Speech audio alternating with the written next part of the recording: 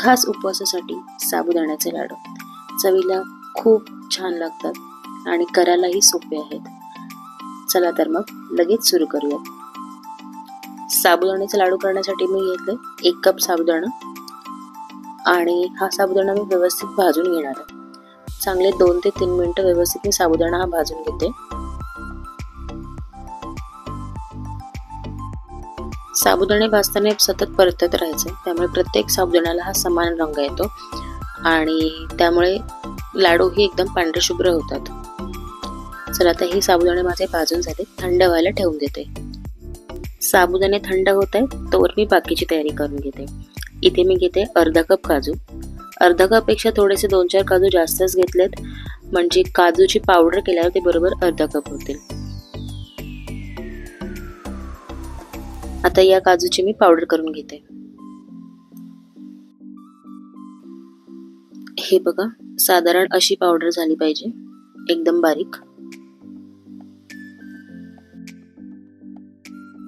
काजूची पावडर मी बाजूला काढून ठेवते। त्यानंतर मी घेतले अर्धा कप सुकं खोबरं। सुकं खोबरं पण मी थोडंसं जास्तच घेतलंय, म्हणजे त्याची पावडर केली की ते बरोबर अर्धा कप होईल।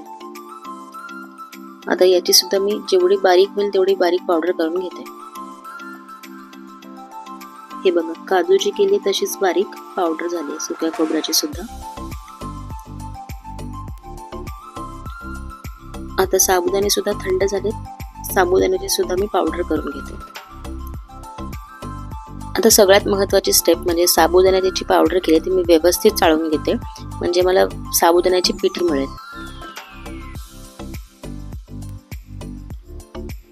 ही स्टेप अजिबात स्किप करायची नाहीये। साबुदाण्याची पावडर जेवढी बारीक असेल तेवढी चांगली, त्यामुळेच लाडूही तेवढे छान होतात आणि अगदी तोंडात विरघळतील असे होतात। हे बघा, एकदम अशी बारीक पिठी आहे आणि जे चाळणीत जे उरले ते परत एकदा मिक्सरला फिरवून चाळून वापरू शकतो। त्यानंतर मी घेते 1 कप साखर। साखर सुद्धा पावडर करून घेते। आता ज्या काही सगळ्या पावडरी केल्या त्या सगळ्या मिक्स करायच्या। साबुदाणा पावडर, सुक्या खोबऱ्याची पावडर, काजू पावडर आणि पिठी साखर हे सगळं मी व्यवस्थित मिक्स करून घेते।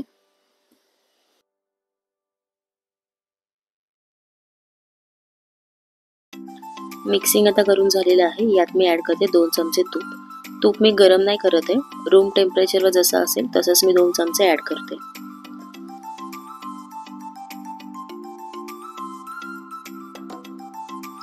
आता हे सगळं मिश्रण मी गॅसवर ठेवून हलकं कोमट करून घेते। गॅस अजिबात मोठा करायचा नाहीये, बारीक गॅसवर फक्त 1 मिनिट हे सगळं मी परतवून घेते, म्हणजे तूप हलकंसं मेल्ट होऊन ते सगळ्यात व्यवस्थित मिक्स होईल।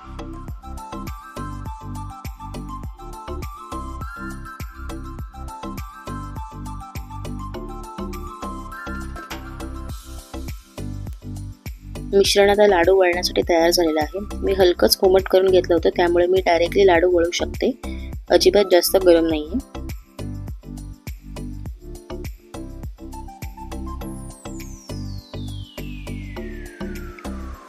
मी एक लाडू वळून दाखवते।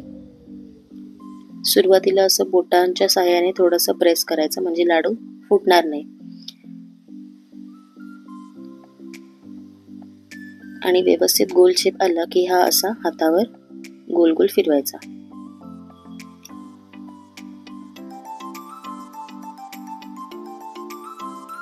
अशाच प्रकारे मी सगळे लाडू करून घेते।